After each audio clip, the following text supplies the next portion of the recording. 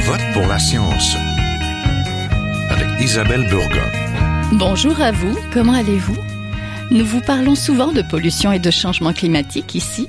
Nous avons même consacré une émission aux réfugiés climatiques, réécoutez-la. Nous allons aujourd'hui nous demander comment mieux comprendre le racisme et les inégalités environnementales. Certains individus et communautés en régions éloignées et communautés issues des Premières Nations subissent de manière démesurée le poids de la pollution et des développements industriels et miniers du Québec. La dégradation de leur environnement affecte leur qualité de vie et leur santé, avec des problèmes d'asthme et des cancers et même des enfants de petit poids, et même souvent leur espérance de vie. Plus récemment, le réchauffement climatique fragilise aussi les conditions de vie des plus marginaux et des plus précaires d'entre nous. Le projet de loi S5, devenu la loi sur le renforcement de la protection de l'environnement pour un Canada en santé, a été adopté en juin dernier. Avec cette loi, le gouvernement du Canada reconnaît ainsi que chaque Canadien a le droit de vivre dans un environnement sain. Alors, sommes-nous vraiment égaux face au changement climatique, à la perte de biodiversité ou même face à la pollution? Nous vous en parlons tout de suite, ne bougez pas.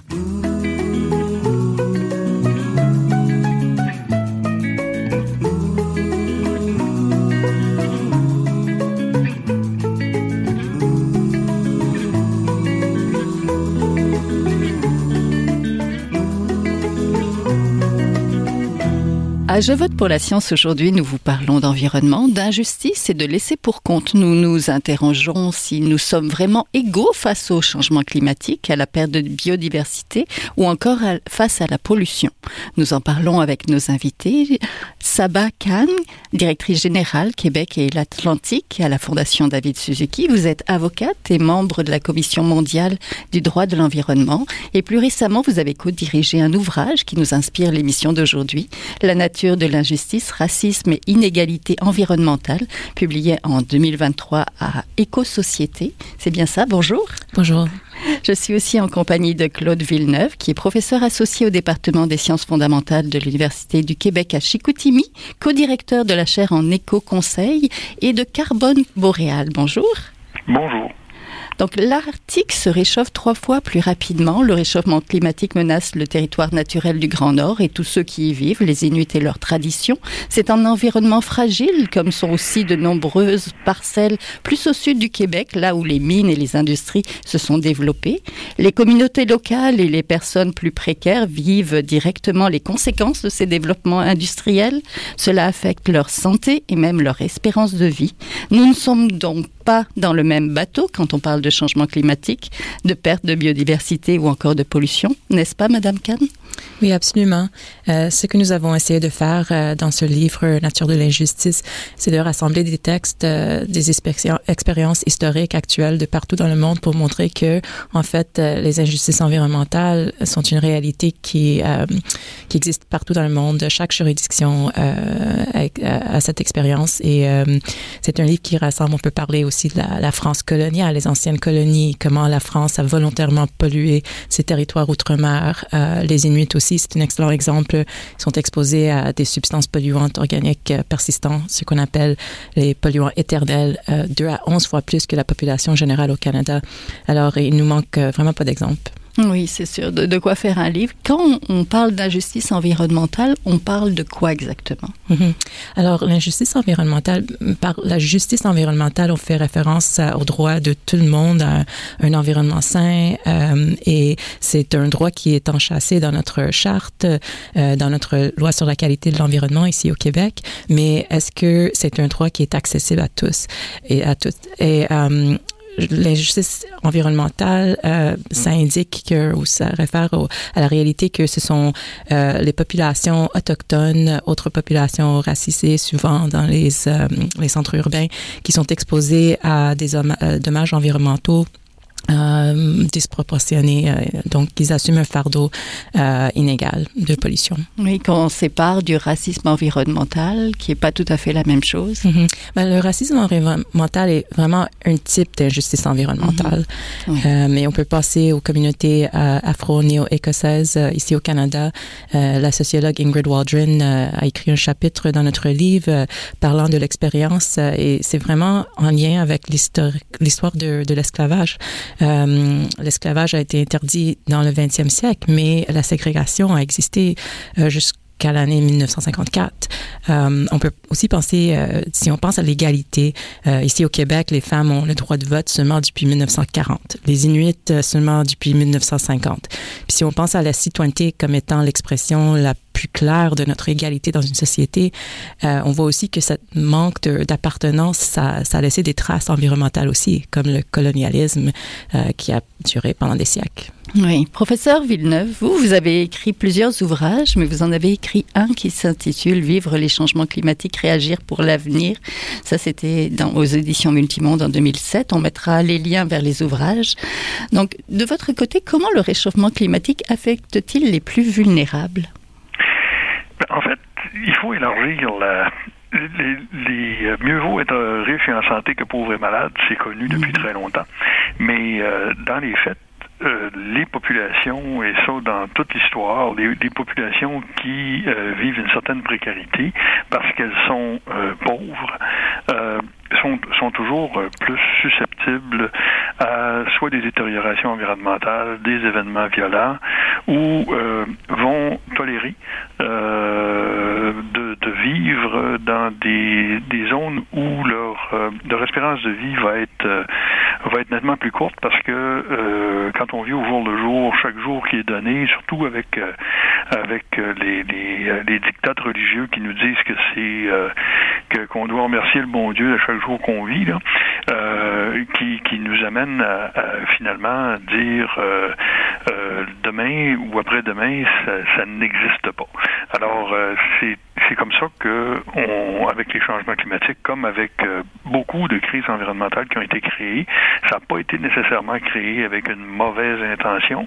Ça a été créé dans l'ignorance du lendemain, puis ça a été créé dans l'ignorance des conséquences pour les gens, soit qu'on ne connaît pas, ou qu'on externalise, comme disait Madame, par racisme, ou carrément comme les communautés autochtones qu'on parque dans des endroits où c'est pas pour eux qu'on le fait, c'est plus pour le commerce et pour la gestion, là. Oui, tout à fait. Comment on identifie les inégalités environnementales, Madame Kahn? On peut parler de 3 types d'injustices.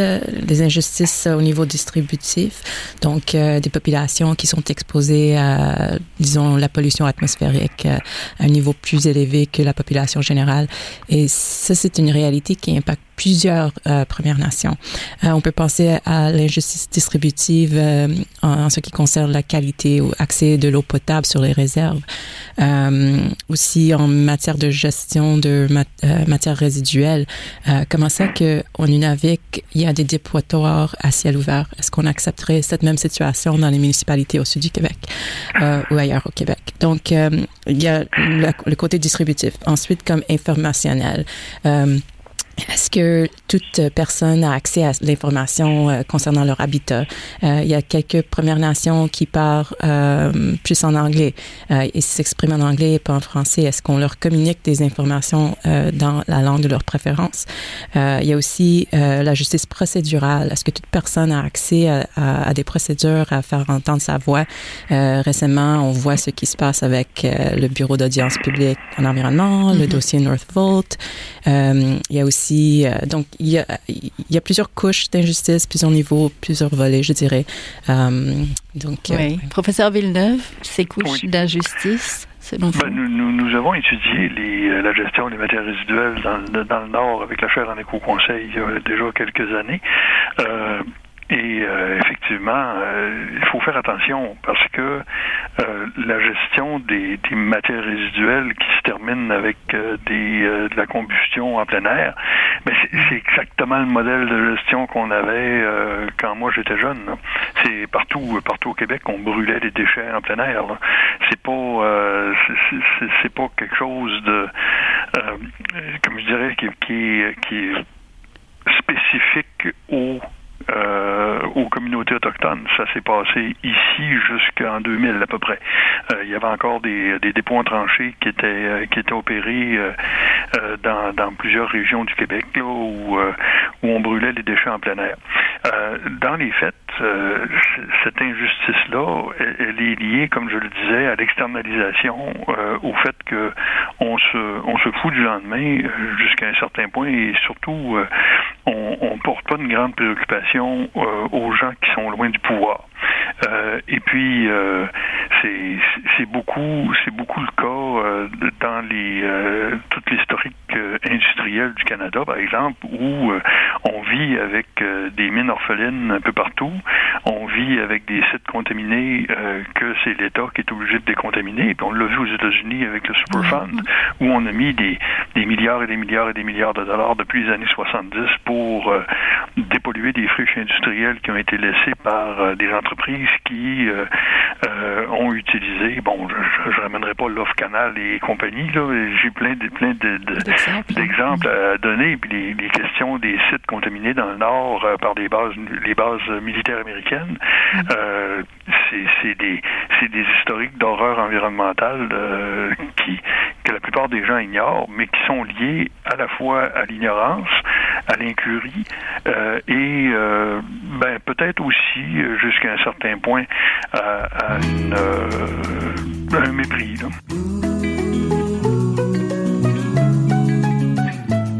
Vous êtes toujours à Je vote pour la science, là où la science rencontre la politique.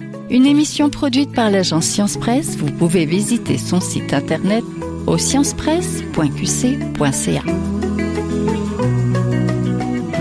Quand on pense aux industries, on pourrait penser aux mines et aux titres miniers, les claims miniers au free mining.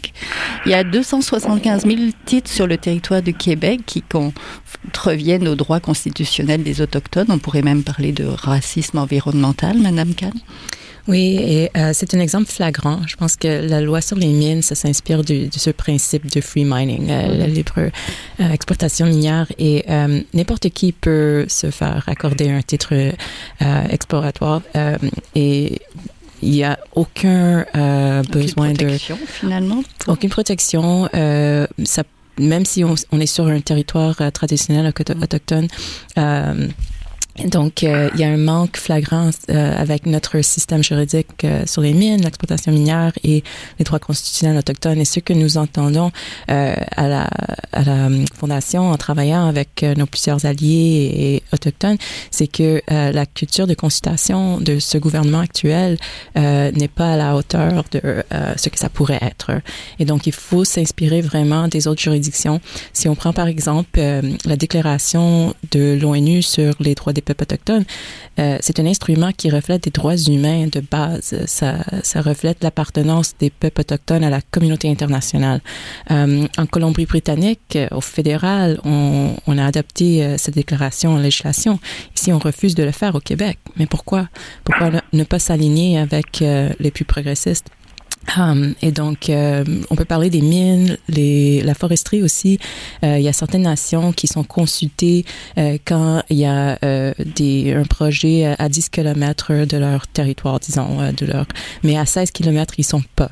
Est-ce que ça veut dire que leurs droits autochtones qui existent sur tout le territoire sont pas impactés à 16 km?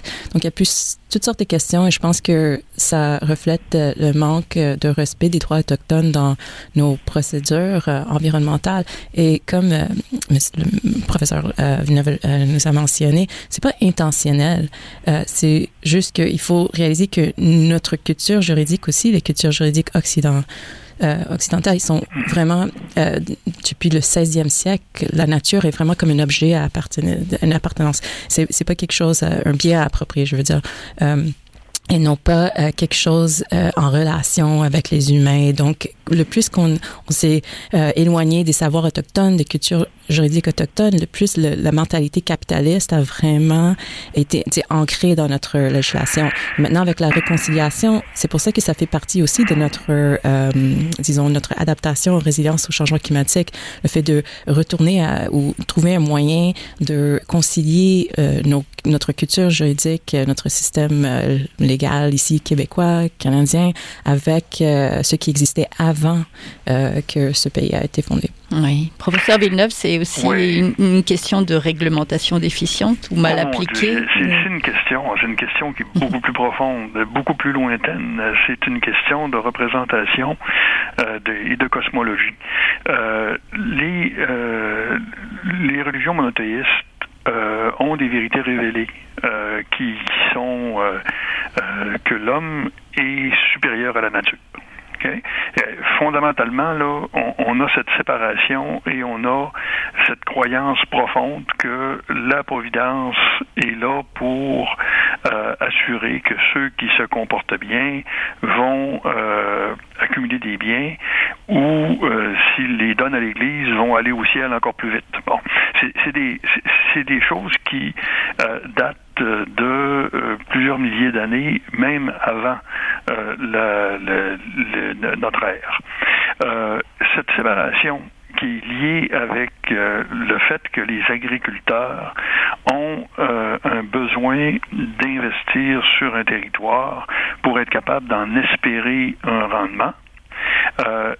Ça a conditionné les civilisations qu'on appelle aujourd'hui occidentales, mais aussi les civilisations agricoles en Orient et même en Amérique centrale. Cette croyance-là, elle s'oppose à la cosmologie des Autochtones qui vivaient dans les forêts en Amérique du Nord, auxquels on réfère souvent, ou en Amérique du Sud, parce que la cosmologie est très semblable entre les gens d'Amazonie et les gens de la forêt boréale. Et on se rend compte que pour eux, la propriété n'a pas de sens, parce que les humains appartiennent à l'écosystème et doivent se comporter avec le respect envers les plantes, les organismes, etc. Et cette vision-là, cette cosmologie-là, elle fait que on n'impose pas la propriété sur le territoire. Okay? Le territoire, c'est une question d'appartenance de la communauté au territoire, donc on lui doit le respect. Et quand on arrive avec des civilisations agricoles qui ont donné le cadre législatif dont on parlait tout à l'heure, ben c'est un cadre législatif qui reconnaît la propriété privée. La propriété privée étant le droit de détruire. Okay? Et fondamentalement, donc, ces deux choses-là s'opposent. Et quand l'Amérique du Nord, l'Amérique du Sud ont été conquises par des civilisations européennes, on a imposé ce droit-là, puis on l'a imposé un peu partout, parce que ça nous permet de fonctionner effectivement dans un système capitaliste qui permet d'anticiper des revenus à partir d'une possession actuelle. Et ça, là, c'est vraiment très fondamental. Et notre système de droit, dans le fond, il est hérité du Moyen-Âge, puis de l'Empire britannique. Si vous regardez comment le droit minier s'applique aux États-Unis, s'applique en Amérique centrale, s'applique en Amérique du Nord, s'applique en Europe, il y a ces fondements-là qu'on retrouve. Oui, tout à fait. Madame Kant, vous avez donc, j'ai dit, co-dirigé un ouvrage intitulé « La nature de l'injustice, racisme et inégalité environnementale ». J'aimerais que vous nous parliez un petit peu de comment vous avez choisi les différentes personnes qui ont participé au livre et aussi que vous nous parliez un petit peu des legs du colonialisme, parce qu'on peut parler de deux visions du monde qui s'affrontent, mais il y a aussi beaucoup de choses qui ont été mises en place lors des colonies. Donc, d'abord, l'idée pour cet ouvrage m'est venue après la pandémie. Je suis entrée en poste à la Fondation et on parlait partout dans les médias sur la question des inéquités, mais au niveau du logement, santé, mais pas au niveau de l'environnement nécessairement. Et je voulais rassembler des auteurs pour montrer qu'en fait, il y a une dimension environnementale aux injustices sociales, qu'en fait, l'exploitation de la nature a été toujours, ça a été facilité par l'exploitation des êtres humains. Certains savoirs ont une valeur plus que d'autres, certaines vies, certains corps humains sont valorisés plus que d'autres. Alors, avec ma co-directrice Catherine Halmich, nous avons, déjà dans notre réseau, on connaît beaucoup de gens qui sont très militantes. Il y avait David Suzuki, Lisa Cooper-Qualuk, qui est présidente du Conseil circumpolaire Inuit, Ingrid Waldron aussi, qui est sociologue. Elle travaille beaucoup sur l'histoire des populations afro-canadiennes, disons, et leur expérience. Donc, même avec ces trois auteurs-là, quelle richesse de savoir sur les Inuits.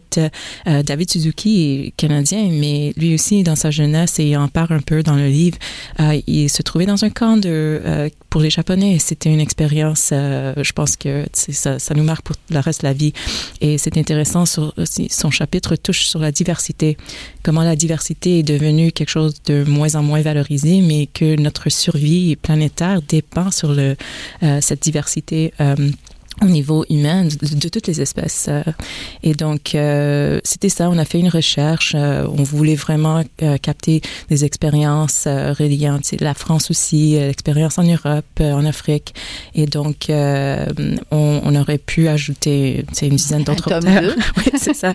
Mais l'idée aussi, c'était parce que le terme racisme environnemental, c'est très nouveau et c'est très canadien, je dirais. Parce que là, maintenant, cette semaine, devant le Sénat, le Sénat va étudier le projet de loi C-226, qui est un projet de loi pour renforcer la justice environnementale pour lutter contre le racisme environnemental au Canada. Mais aux États-Unis, pendant des décennies, la justice environnementale est, intégrée dans la législation fédérale.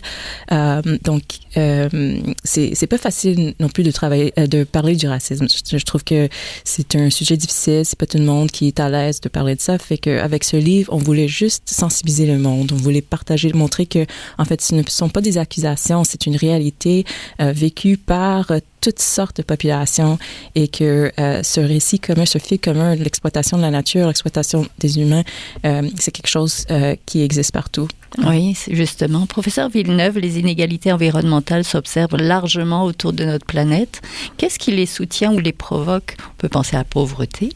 La pauvreté est le premier élément. Le deuxième élément, c'est l'exclusion, qui peut être justifié par le racisme ou autrement. Et puis, le troisième, c'est beaucoup l'analphabétisme qui empêche ou l'incapacité de communiquer dans une langue, comme le soulignait ma collègue tout à l'heure.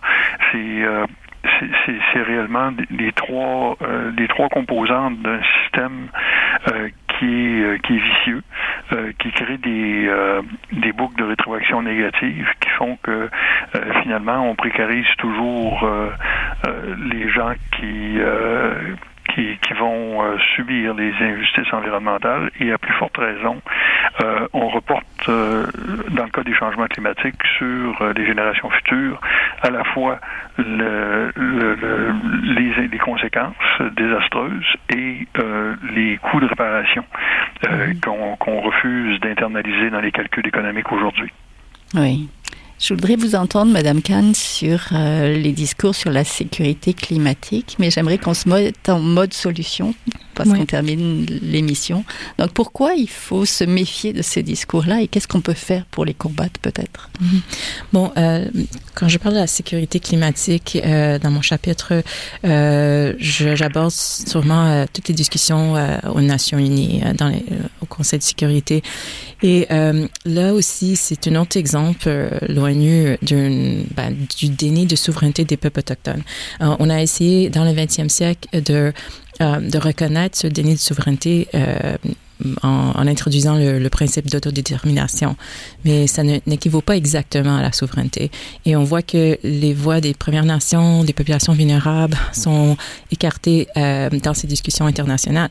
Nous avons des représentants étatiques. Et ce que j'essaie de dire dans mon chapitre, c'est que l'État va toujours valoriser l'économie au lieu de la santé. Pour vous donner un exemple, les normes de qualité de l'air, les normes que nous avons au Québec ne sont pas alignées avec les normes de l'Organisation mondiale de la santé. Alors, qu'est-ce qui détermine les seuils, les normes et tout? Est-ce que c'est la santé humaine ou est-ce que c'est vraiment le potentiel économique d'une filière, disons, de batterie ou n'importe quoi? Oui. Et donc, mode solution, c'est quoi la solution? Je pense qu'on a besoin des espaces plus égalitaires pour des discussions. Personnellement, à la Fondation, ce que nous essayons de faire, c'est dans notre plaidoyer, dans toute notre programmation, nous priorisons les gouvernements, les relations gouvernementales avec les nations autochtones autant qu'avec le fédéral, le provincial. Je pense que il faut, puis pour les solutions, il faut vraiment commencer à se connaître. Il faut parler avec ses voisins. Je pense à l'école secondaire. Qu'est-ce que j'ai vraiment appris sur les nations autochtones? Comment est-ce que j'ai bâti mes relations avec les communautés autochtones? Alors, je pense que à ce niveau-là, au niveau local, c'est juste, il faut se sensibiliser. Maintenant, au niveau juridique, dans la politique climatique, il faut créer plus d'espace pour les autorités autochtones aussi, pour pouvoir vraiment avoir un système juridique qui est juste. J'ai récemment rédigé un article avec David Suzuki. Et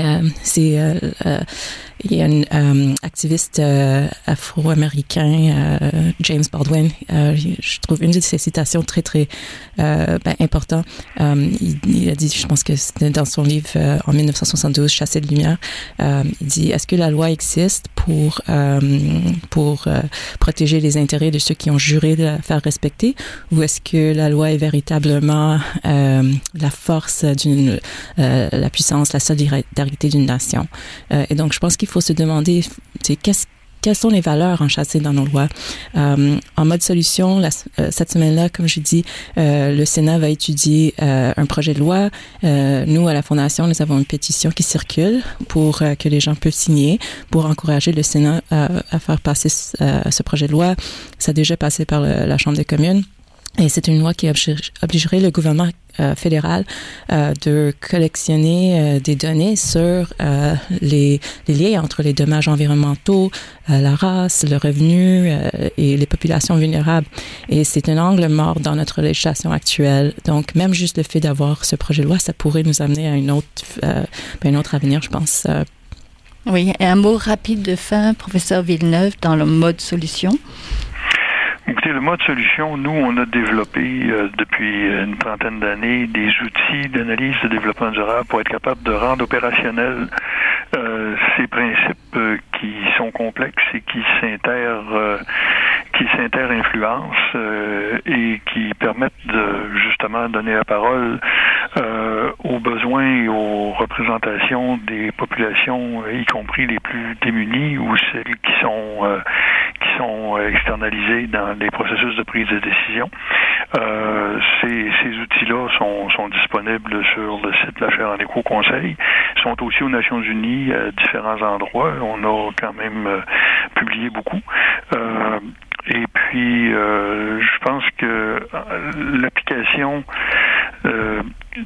non pas dans une façon dogmatique, mais dans une façon pragmatique de la démarche qui soutient l'idée de développement durable, peut nous permettre de changer ces perspectives-là ensemble avec les populations autochtones, comme on y peut y travailler, parce que le passé, malheureusement, ne peut pas être garant de l'avenir et que les erreurs du passé, si on les réplique, on se prépare des jours qui ne seront pas très heureux. Oui, un petit peu comme les jours d'aujourd'hui, finalement. Merci beaucoup. On était en compagnie de Sava Khan, directrice générale Québec et Atlantique à la Fondation David Suzuki. On mettra votre ouvrage sur la page, La nature de l'injustice, racisme et inégalité environnementale à Éco-Société. Merci beaucoup Claude Villeneuve, professeur associé au département des sciences fondamentales de l'Université du Québec à Chicoutimi et co-directeur de la chaire en éco-conseil et de carbone boréal aussi. Merci. Merci à vous. Voilà ce qui termine l'émission. À la régie Daniel Fortin, à la recherche cette semaine Fanny Robarcher, à la réalisation et au micro Isabelle Burguin. Je vote pour la science est une production de l'agence Science Presse avec Radio VM. Réécoutez l'émission et si vous l'avez aimée, comme d'habitude, partagez-la sur vos réseaux favoris. Visitez aussi la page de l'émission sur le site de l'agence Science Presse et passez tous et toutes une belle semaine à notre antenne. Jin Jiahua est un chercheur typique de ceux pour qui les progrès de la bioinformatique ont préséance sur le sens.